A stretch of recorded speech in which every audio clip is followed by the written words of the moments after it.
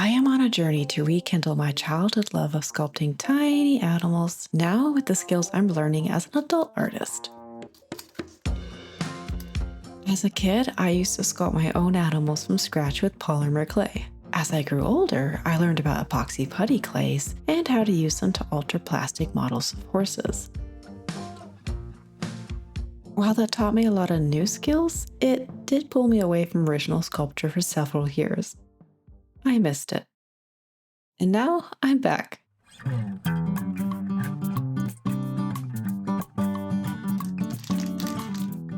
I've shared my recent adventures in realistic sculpture on this channel before with my horses, frogs, and okapi. Now I'm sharing an adventure to try my hand at stylized sculpture and see how they compare to my realistic sculptures.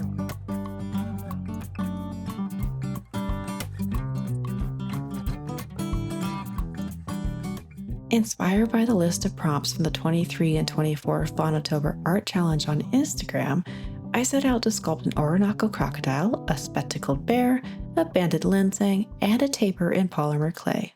I challenged myself to simplify both the sculpting process and the results of the animals, so this quickly started to feel like an exercise in abstraction and design. While I've made two-dimensional art in abstracted styles and created graphic design projects like logos, this was my first time applying design and abstraction to three-dimensional projects.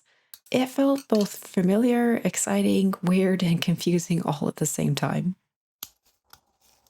And while it looks so simple, it was actually kind of hard. The result is simple, but the thought process of getting to that solution has so many questions about line, shape, form, how to work the clay differently, what different tools to use, how to use familiar tools in a different way. It quickly adds up. And even just the act of saying, just make it stylized, becomes tricky because the next question is, okay, what style?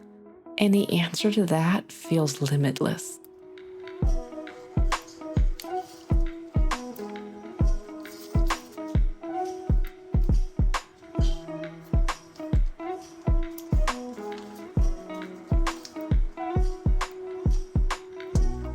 I think the experience of this project has me wondering if stylized or abstracted sculpture is maybe harder than realism sculpture, for the simple fact that there's so many more decisions to juggle.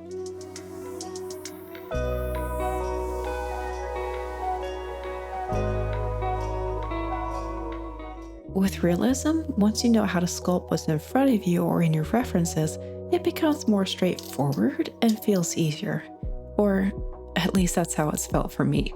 And I think that's why I feel the pull to learn this. It's a different type of art making that stretches my skills, works my brain in a new way, and because it can be hard, it keeps me on my artistic toes. All of that combined makes me a better artist. It also lets me see my process from a different angle, see different solutions, react to different challenges, and these are all experiences that will improve my realistic animal sculpture as well. For example, thinking about simplifying shape and form while making cute critters has me thinking about the shapes my realistic horses form. Now I'm thinking more about how their poses can create interesting shapes if I take a little more time to plan those out. So when I started this Mustang in a canter pose, I chose to make it look like it's rocked back and turning, as that added even more shape interest. If I hadn't sculpted these little critters, I may have been perfectly happy to have chosen a more collected canter pose. Which would have been fine, of course. I love a good collected canter. But for this wild Mustang, I do like this pose better. It tells a story and channels the wild energy I want to convey. I'm so glad I sculpted it that way. And that's why I challenge myself to learn something new, especially things that maybe aren't related to my current projects, or at least don't seem related at first. So if you get a chance to try a new media, a new art form, or a new subject matter, go for it. Sing, dance, write, anything creative. No one is saying you have to stick with it or give it up for what you love, but it could give back to the things you love.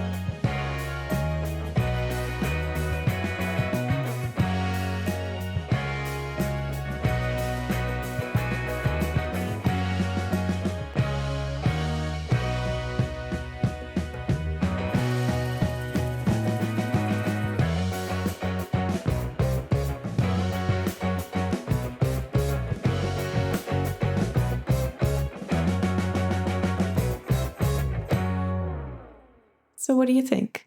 They are certainly different compared to my realistic sculptures, especially my horses.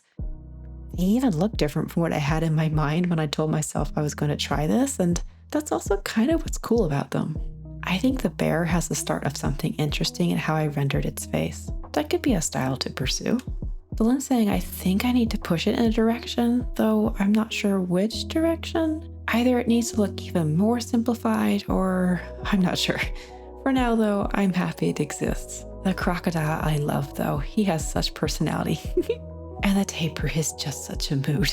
I'm really looking forward to seeing what I make next for realistic horses and animal sculptures. Perhaps soon I'll try this experiment again and see what stylized critters I make in the future. In the meantime, I'm looking forward to how it will change my realistic sculptures. Thank you so much for watching, and you might enjoy this next video. Also, check out this little possum mama and kiddos. I love it. Until next time, bye.